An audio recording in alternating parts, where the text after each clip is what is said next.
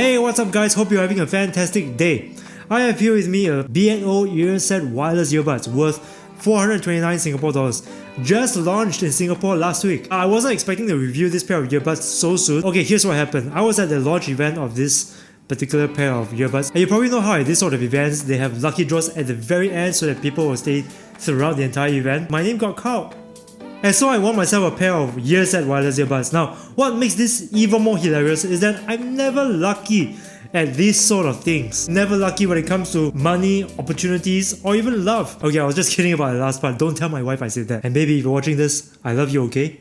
So let's go ahead and unbox this. So according to B&O, the Earset design was inspired by an earlier model called the A8, a design that originated from the 90s. The box is typical B&O, made of premium materials and well designed to the T. And the packaging just screams premium. The earsets are inlaid in styrofoam, precision cut. Let's take the earsets out. So what does the box contain? It contains a velvet drawstring pouch, a USB-A to USB-C cable for charging, a supply of 6 foam cushions, just like the ones that are popular with earphones throughout the 90s. And finally, of course, the literature.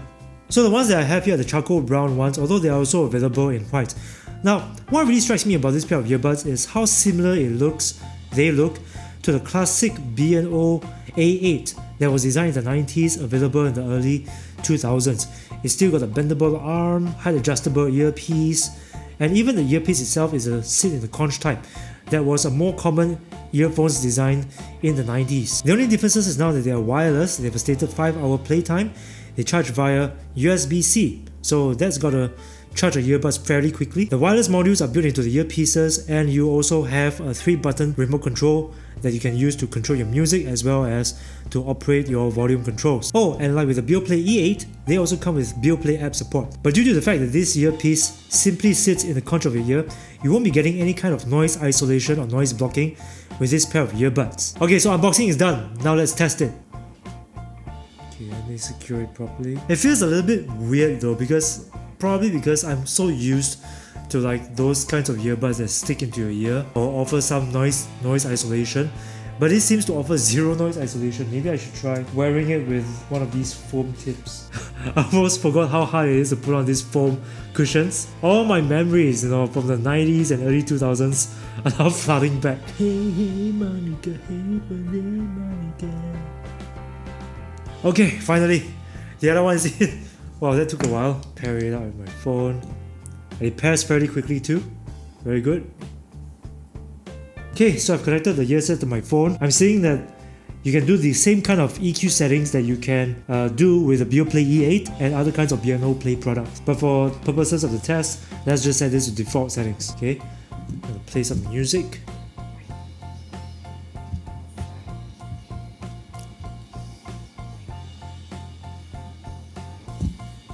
Okay, I do feel that this pair of earbuds sound pretty airy, effortless in the mid-range and the upper registers, and I do feel that it's got a pretty good amount of bass extension as well, but its bass extension won't be as deep, resonant, and meaty as other earbuds like the Beoplay E8, simply because the earsets are not noise isolating, so they do not plug your ears and lock all the juicy, meaty, bassy goodness in your ear canal. So as a result, a lot of the bass gets leaked out, but in exchange, you do get quite a bit of airiness and openness to the sound. But in noisy environments, I'm not sure whether I like listening to this pair of earbuds because a lot of the ambient noise will come flooding through, and as a result, I will have to raise the volume to sort of compete with the noise coming in. Plus, even in such a quiet environment, I'm already listening to it at like 80% volume, so in noisy places, I might have to go full blast with this thing. Let's try some video.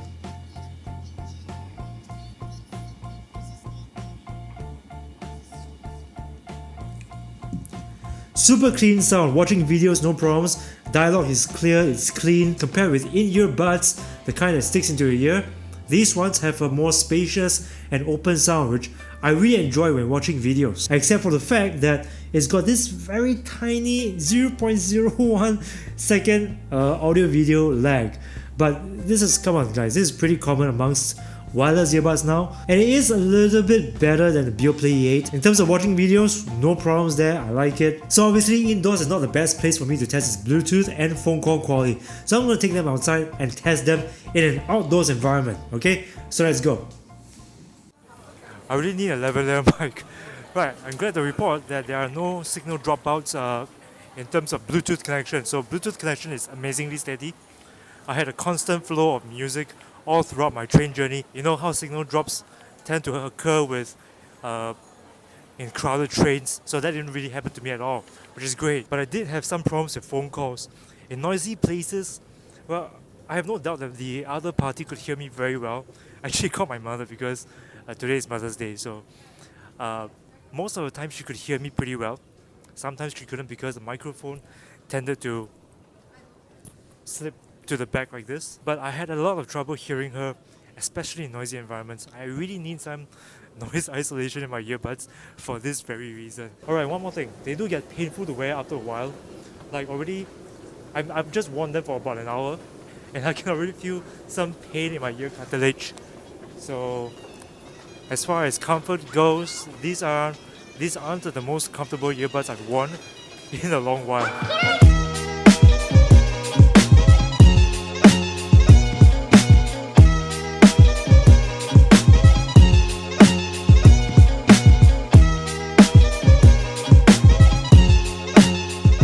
I love watching videos with these, but I still need that extra oomph for my music because half of the time I'm listening to a lot of music, especially when I'm commuting. And when I'm commuting, I need noise isolation because I don't want to be blasting my music over the noise. That's pretty bad for my ears. And the fit, I'm not really sure about this fit. I still prefer having silicone or rubber stability fins that cling on the inside of my ear instead of having hooks around my ear. I'm quite glad that B&O is bringing this design back because after all these years, they still look pretty damn stylish. But it's just that I'm not sure if they will gain market-wide acceptance because earphone design has gone through quite a few stages since the 1990s. It's just the fact that earbuds such as the Beoplay E8 and JBL 3 are so much more popular nowadays because first of all, they are water resistant, so you can take them go jogging to the gym, or you could bring them onto the train because they function very well as noise blockers too. So as a sentimental guy, that can appreciate the nostalgia behind the earsets, I wouldn't really recommend this as my first choice if you're asking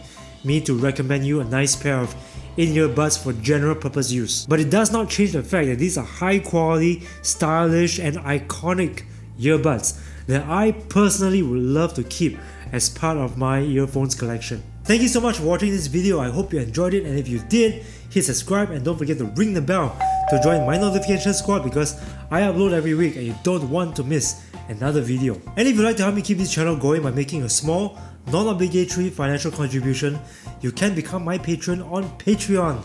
That's right, every single contribution you make on Patreon will go a long way towards helping me keep this channel going.